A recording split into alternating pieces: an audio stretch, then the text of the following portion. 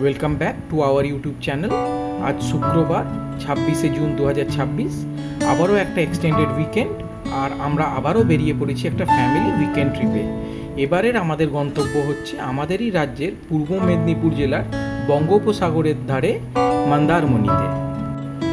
একটা সময় ছিল যখন মানুষ দীঘার ভিড় এড়াতে মন্দারমণিতে যেতেন, তবে এখন আর মন্দারমণি সেই অফবিট প্লেস নয়, এখন মন্দারমণিও খুব পপুলার একটা ডেস্টিনেশন। চলুন এই ভ্রমণ কাহিনীটা শুরু করা যাক। এখন সময় হচ্ছে দুপুর 2:10, 26শে জুন 2026 শুক্রবার, আর আমরা পৌঁছে গিয়েছি ইস্ট ওয়েস্ট মেট্রোর এসপ্ল্যানেড মেট্রো স্টেশনের এক্সিটের পাশে সরকারি বাস টার্মিনাসে। এটা হচ্ছে নতুন গভর্নমেন্ট বাস স্ট্যান্ডটা। এদিকে এসবিএসটিসির বাসও ছাড়ে, কিছু সিটিসির বাস ছাড়ে। তো দীঘার বাসটা আবার বললো যে রাস্তার ওপার থেকে ছাড়বে, কিন্তু এখানে খুব সুন্দর এখন বসার ওয়েটিং রুম করা হয়েছে, খুব সুন্দর। তো আমরা এখন ওখানে গিয়ে বসবো। 3:45-এ বাস, তার আগে রাস্তার ওপারে একটা সিটিসির কাউন্টার আছে, WBTC সিটিসি, সেইখানে রিপোর্ট করবো 3:30-এ। যে নতুন গভর্নমেন্ট বাস স্ট্যান্ডটা হয়েছে এসপ্ল্যানেডে, এর লোকেশানটা হচ্ছে আপনি গ্রিন লাইন মেট্রোর থেকে বেরিয়ে এসে ঠিক এক্সিটটার বাইরেই হচ্ছে এর লোকেশানটা অ্যাকচুয়ালি। এইটা হচ্ছে সেই এয়ার কন্ডিশন ওয়েটিং এরিয়াটা। আমরা বাড়ি থেকে আনা চিকেন সসের স্যান্ডউইচ দিয়ে লাঞ্চ সেরে নিচ্ছি। সময় এখন বিকেল 3:40, আর আমরা চলে এসেছি WBTCর সিটিসির 3 নম্বর কাউন্টারে। এটাই হচ্ছে এসপ্ল্যানেডে দীঘাগামী সিটিসি বাসের রিপোর্টিং কাউন্টার। আমাদের বাসের টাইম ছিল 3:45, এখন 3:48 বাজে, তবে এখনও কোনো খবর নেই। কাউন্টারে বললো যে বাস এলে তবে ওনারা জানাবেন। এই আমাদের বাস এসে গেছে। এই বাসটা সিটিসির বেলগাছিয়া ডিপো থেকে আসে, মানে শ্যামবাজার থেকে ছাড়ে। আর এই আমাদের বাস এসে গেছে। তো চলো আমরা এবার বাসে উঠি। আমরা চাউলখোলায় বাস থেকে নামবো, কিন্তু টিকিট আপনাকে দীঘা অবধি কাটতে হবে। এই প্রথম আমরা WBTC অপারেটেড এসি ভলভো বাসে লং ডিস্টেন্স জার্নি করব। এইটা হচ্ছে বাসের ইন্টেরিয়ারটা। আমরা যেহেতু একদম শেষ মুহূর্তে ডিসাইড করেছি, তো তখন আর কোনো সিট অ্যাভেলেবেল ছিল না। তো আমাদের পিছনের 3টে সিট পাওয়া গেছে, আর লাকিলি একদম সামনে ঠিক ড্রাইভারের পেছনে একটা উইন্ডো সিট পেয়েছি। আর এটা হচ্ছে ড্রাইভারের কেবিনটা। ফাইনালি প্রায় 4:30-র সময় বাস এসপ্ল্যানেড থেকে বেরোতে পারলো জ্যাম কাটিয়ে। মোটামুটি ধরে রাখছি আমরা চাউলখোলায় নামবো মন্দারমণি যাওয়ার জন্যে, তো অ্যারাউন্ড 4 আওয়ার্স তো লাগবেই। তার মানে এখন 4:30, 7:30, 8:30 দিকে এক্সপেক্ট করছি যে আমরা চাউলখোলায় পৌঁছবো। তারপর দেখা যাক কেমন যায় বাস, রাস্তায় কেমন জ্যাম থাকে, সব কিছুর উপরই ডিপেন্ড করবে।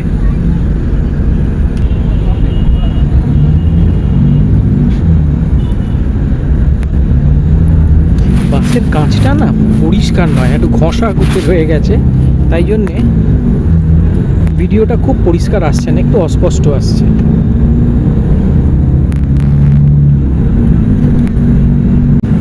বাস রেস কোর্সের পাশ দিয়ে এগিয়ে চলেছে সেকেন্ড হুগলি ব্রিজের দিকে, মানে বিদ্যাসাগর সেতুর দিকে।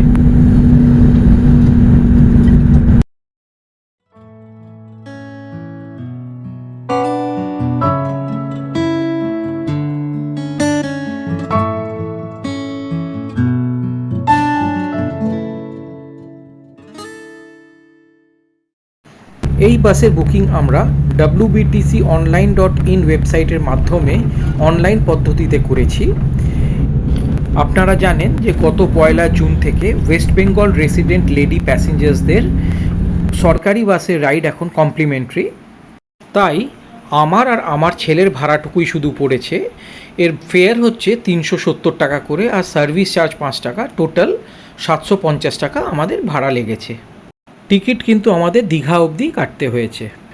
লেডি প্যাসেঞ্জার্সদের ক্ষেত্রে আপনাকে কিন্তু ডিক্লারেশন দিতে হবে যে ওনারা ওয়েস্ট বেঙ্গলের রেসিডেন্ট, এবং আপনাকে একটা government issued photo ID carry করতে হবে, যেখানে ওনাদের অ্যাড্রেস প্রুফটা থাকবে। দেখতে দেখতে আমরা সাঁতরাগাছি স্টেশন ক্রস করে গেলাম। সময় এখন বিকেল 5:10 মতন, আর আমরা ধুলাগড়ি টোল গেট ক্রস করছি।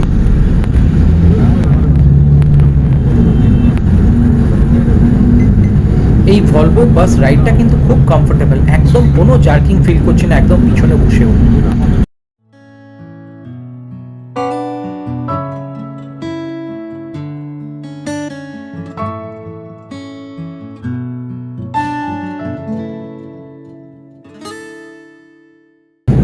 আওয়ারের পর থেকে মোরলেস রাস্তা একবারে ফাঁকা আর দ্রুত গতিতে বাস আমাদের এগিয়ে চলেছে।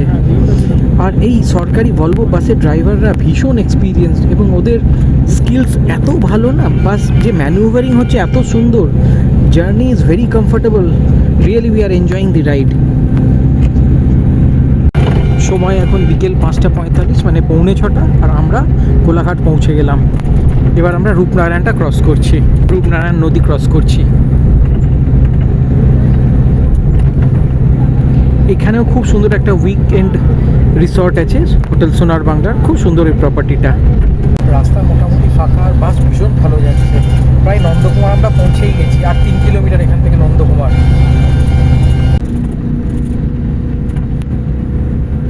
সময় এখন সন্ধ্যে 6:15 আর আমরা নন্দকুমার ক্রস করছি।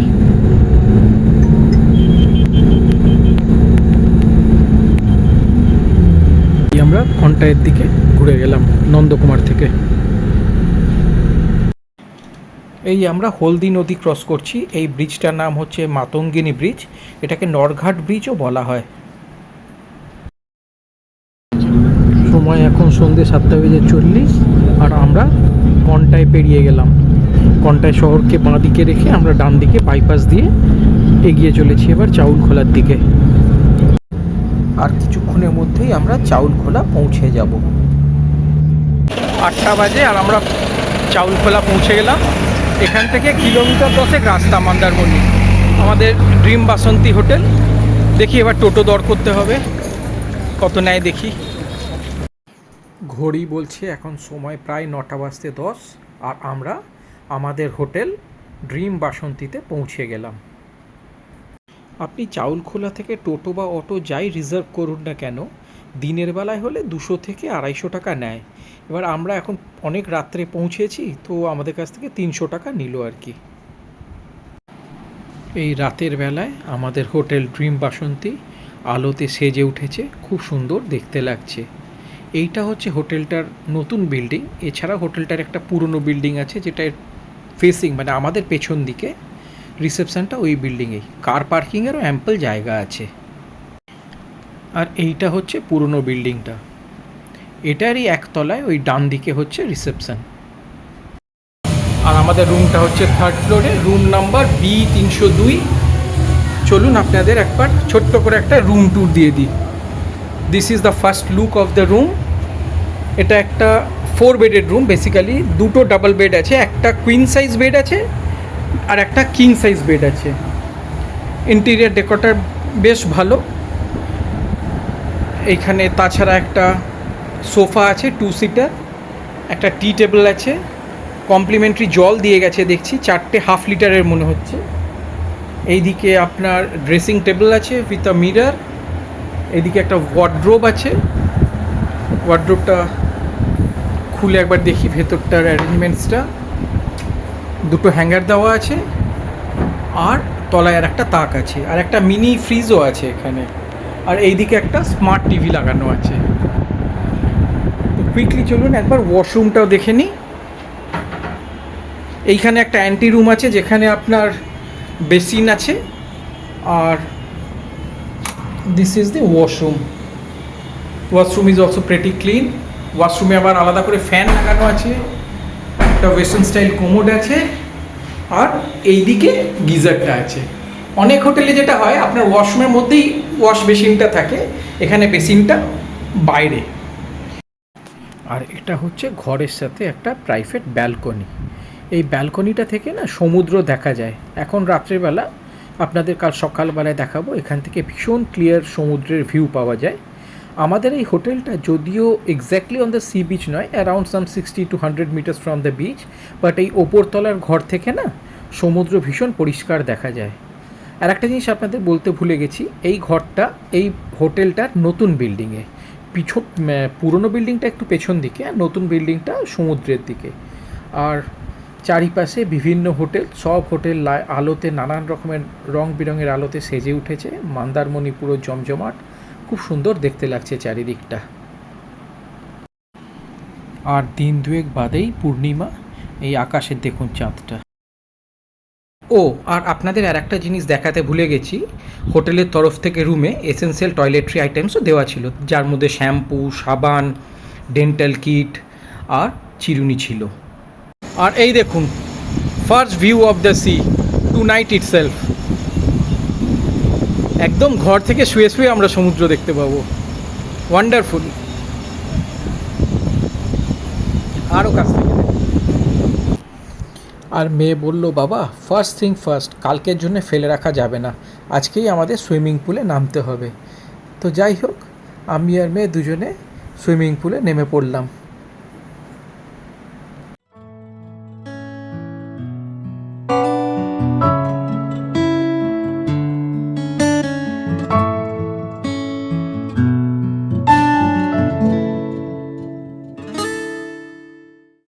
সেদিন রাতে আমরা ডিনারটা সেরে নিই হোটেলেরই রেস্টুরেন্টে, রুটি, আলু গোবি, চিকেন কষা আর গ্রিন স্যালাড দিয়ে।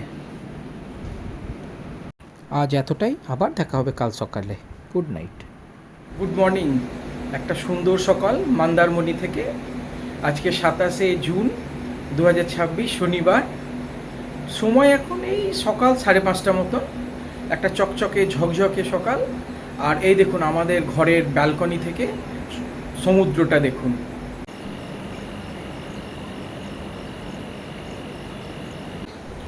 এই হোটেল ড্রিম বাসন্তী সম্পর্কে কিছু ইনফরমেশন আপনাদের সাথে শেয়ার করে রাখি। আমরা যে ঘরটায় আছি এটা একটা সুপার ডিলাক্স 4 বেডের সি ফেসিং রুম। আমাদের এই ঘরটার ভাড়া হচ্ছে, মানে আমাদের কাছ থেকে যেটা পড়েছে, উইথ ব্রেকফাস্ট হচ্ছে 4,775 টাকা, আর উইদাউট ব্রেকফাস্ট হচ্ছে 4,500 টাকা। এবার দুরকম কেন, তার কারণটা হচ্ছে আমরা আগামীকাল মানে রবিবার সকাল 7টায় এখান থেকে বেরিয়ে যাব, তো তখন ওদের ব্রেকফাস্ট স্টার্ট হয় না। তাই জন্যই আমরা সেকেন্ড নাইটটা মানে 27 তারিখ যে রাতটা সেইটা বুক করেছি রুম অনলি। আর প্রথম যে নাইটটা মানে 26 তারিখ নাইটটা, যেটার সাথে 27 তারিখে ব্রেকফাস্টটা কমপ্লিমেন্টারি থাকে, সেটা আমরা ব্রেকফাস্টটা সাথে নিয়েছি। তবে যা বুঝলাম, depending on the demand, room rent কিছুটা ভ্যারি করে। আপনি যদি উইকডেজে আসেন বা অফ সিজন বলতে তো মন্দারমণিতে উইকডেজগুলো, তো তখন কিছুটা নেগোশিয়েট করা যেতে পারে। আর এখান থেকে সমুদ্র খুব একটা দূর নয়। এখান থেকে সমুদ্র হচ্ছে ম্যাক্সিমাম হলে 100 মিটার হবে, হেঁটে হয়তো মিনিট 3-4 লাগবে। আর এই দেখুন না, এখান থেকে তো আগেও দেখিয়েছি, এই সমুদ্র খুব পরিষ্কার দেখা যায়। আর এই চলুন এবার একবার বিচের দিক থেকে ঘুরে আসি।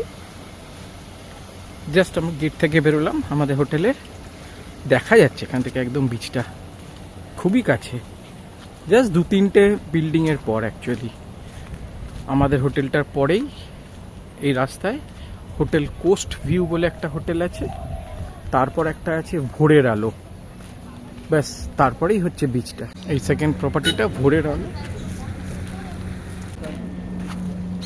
সোজা গেলেই বিচ, দেখা যাচ্ছে সমুদ্র। এখন হাই টাইড, এখন একদম মানে আপনার একদম বিল্ডিংয়ের গোড়া অবধি এখন সব জল চলে এসছে।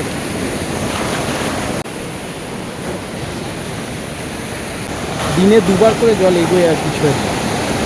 এখন একদম মানে বিচে নামা যাচ্ছে না, বিচের দিয়ে অবধি পুরো জল এখন, মানে একদম বিল্ডিংয়ের ধার অবধি।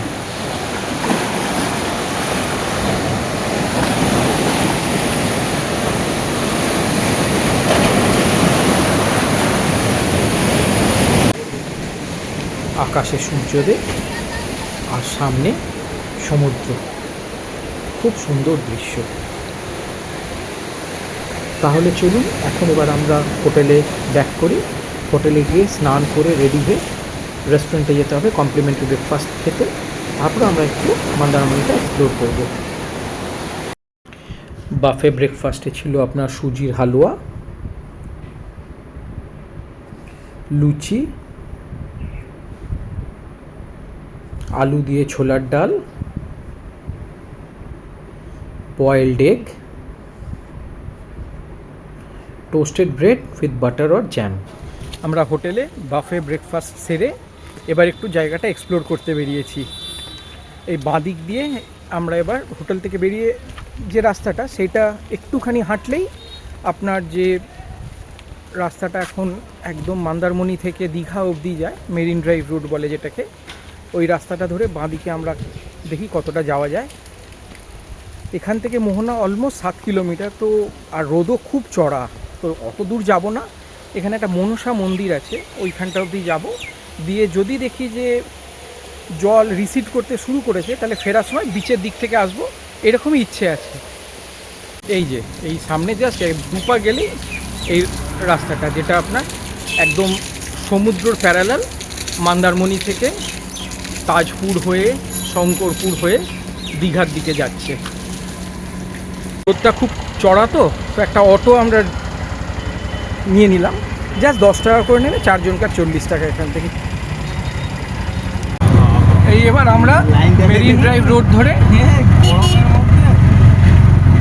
মনসা মন্দিরের দিকে এগোচ্ছি অটোতে করে। দুই ধারে প্রচুর হোটেল আছে, বাঁ দিকের গুলো হচ্ছে বিচের দিকে, আর রাস্তার ডান দিকেও প্রচুর হোটেল আছে। এখন শুনলাম এখানে সব মিলিয়ে লজ, হোটেলস, হোমস্টেজ নিয়ে প্রায় 400 মতন এখন এখানে থাকার প্রপার্টি আছে।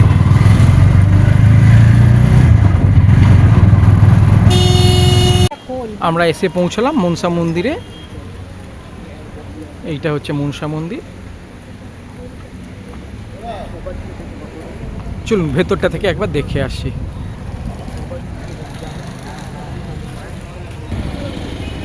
এই ডান দিকে মা মনসা,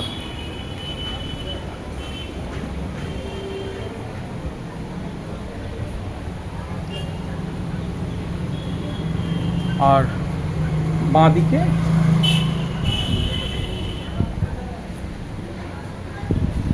মা সরস্বতী। এই জায়গাটা মন্দারমণির একটা কেন্দ্রবিন্দু বলা যেতে পারে, হার্ট অফ মন্দারমণি বলা যেতে পারে। ঠিক যেমন ওল্ড দীঘা বিচের কাছে জায়গাটা, মন্দারমণিতে এই জায়গাটা এরকমই, বেশ জমজমাটি। এই দিকটা সমুদ্র, এবার আমরা সমুদ্রের দিকটায় যাব। এবার একটু বিচের ধারে যাই। মিসেস বলছেন যে এবার তুমি বিচ দেখো আর আমি দোকান দেখি। আর একটা জিনিস আমাকে এই জায়গাটা ইমপ্রেস করলো, মোটামুটি পরিষ্কার, নোংরা প্লাস্টিক কাগজ সেই অর্থে ছড়ানো নেই, পরিষ্কারই, সুন্দরই লাগছে জায়গাটা। এখানেও ভালো মার্কেট হয়ে গেছে, এদিকে কাজুর দোকান, এদিকে সব গিফট শপস, পরপর সব গিফট শপস আছে, ওইদিকে ফাস্ট ফুড সেন্টার আছে, এদিকেও কাজুর shop, Sohana dry fruit store, এখানেও প্রচুর দোকানপাট। আর একদম সমুদ্র ধারে পৌঁছে গেলাম। এখনও হাই টাইড চলছে, জল একদম মানে সিঁড়ির গোড়া অবধি জল এখনও। 10টার পর বোধহয় জল কমবে, আস্তে আস্তে রিসিড করবে। এই মুহূর্তে জায়গাটা সেই ওল্ড দীঘার মতনই লাগছে, এইদিকে বোল্ডার আর একদম সিঁড়ির গোড়া অবধি জল। একটু অপেক্ষা করছি, জলটা পিছিয়ে গেলে বিচ দিয়ে বিচের ধার দিয়ে আমাদের হোটেলের দিকে ব্যাক করব বলে ওয়েট করি এখন। এবার আস্তে আস্তে জলটা পিছোবে। বেশ কিছু উৎসাহী ট্যুরিস্ট এই স্কর্চিং হিট আর এই চরম রোদকে উপেক্ষা করে এই গরমের মধ্যেও এই হাই টাইডেই নেমে পড়েছেন সমুদ্র স্নানে। ফাইনালি একই সাথে মেঘলা হলো, রোদ চলে গেল, আর আস্তে আস্তে এবার ভাটা হচ্ছে, সমুদ্রের জল পিছোচ্ছে। তো আমরা যেটা ঠিক করেছিলাম যে ফেরার সময় এই বিচ বরাবর মানে অ্যালং দ্য বিচ আমরা ফিরবো, তো আমরা এখন তাই করছি। এর মধ্যে দেখুন ওয়েদার কেমন চেঞ্জ হয়ে গেল, এখন বেশ মেঘলা মেঘলা করেছে। সমুদ্রের ধারে তো সবসময় একটা হাওয়া দেয়, এখন বেশ কমফোর্টেবল লাগছে, সুন্দর লাগছে, দারুণ লাগছে। আর এইখানে একটা মোটর বোট ট্যুরিস্টদের অপেক্ষায়। আর একটা সময় কিচ্ছু বলতে লাগে না, এমনিই সব খুব সুন্দর লাগে, একটা ভেরি ওয়ান্ডারফুল ফিলিং। এর মধ্যে আবার বৃষ্টি শুরু হয়ে গেল। এটাই হচ্ছে মন্দারমণি বিচের চার্ম। যখন সমুদ্রটা একটু পিছিয়ে যায়, এখানে খুব সুন্দর কিন্তু বিচ পাওয়া যায়, লং স্ট্রেচ অফ বিচ। আহা, কি ওয়েদার মন্দারমণিতে! একদিকে বৃষ্টি পড়ছে, আবার একদিকে রোদ উঠে গেছে।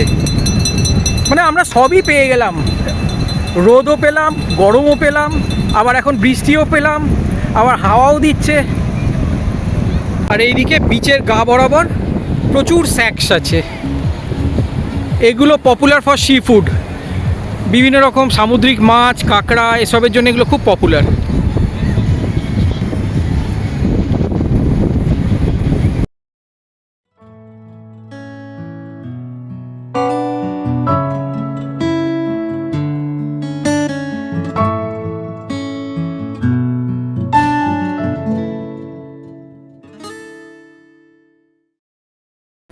আমাদের family friend doctor Sanjeev Tewari এবং ওনার ফ্যামিলি এই উইকেন্ডে দীঘা এসেছিলেন। তো আমরা ওনাদের রিকোয়েস্ট করেছিলাম যে যদি ওনারা কিছুটা সময় আমাদের সাথে মন্দারমণিতে স্পেন্ড করেন। তো সেদিন দুপুরটা আমরা একসাথে বেশ ভালোভাবেই কাটালাম মন্দারমণিতে।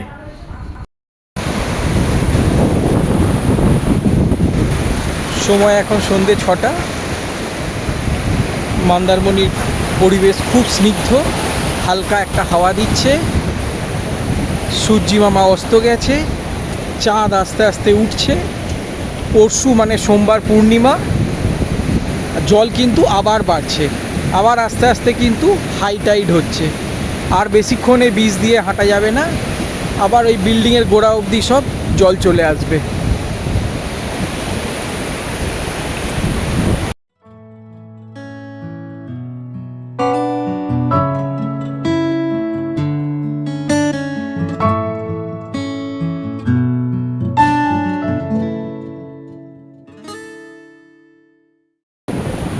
বেশ দ্রুত গতিতেই সমুদ্র আবার এগিয়ে আসছে। আর এই দেখুন আকাশে চাঁদ মামা দেখা দিয়েছে। সন্ধ্যার মন্দারমণিতে দোকানিরা তাদের বিভিন্ন রকমের খাবারের পসরা নিয়ে ট্যুরিস্টদের অপেক্ষায়। বেশ জমজমাটি এখন মন্দারমণির বিচ, একটা মৃদু হাওয়া দিচ্ছে, সেই অর্থে এই মুহূর্তে গরম নেই। চারিদিকটায় একটা খুব সুন্দর পরিবেশ, খুব সুন্দর লাগছে। আর হোটেলে ফেরার সময় বিভিন্ন রকমের কাবাবের এই টেম্পটেশন আমরা সামলাতে পারলাম না। তো এখানে আমরা একটা কাবাব হল্ট নিলাম, কিছু কাবাব কিনে আমরা এবার হোটেলে ফিরব। আর ওই দিন রাত্রের ডিনারটা আমরা ঘরেই আনিয়ে নিয়েছিলাম আমাদের হোটেলের রেস্টুরেন্ট থেকে।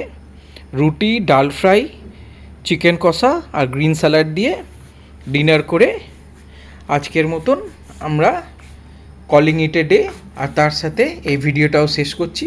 আশা করি আপনারা এই মন্দারমণি ব্লগটা এনজয় করেছেন। খুব শীঘ্রই দেখা হবে নতুন কোনো ভিডিওতে।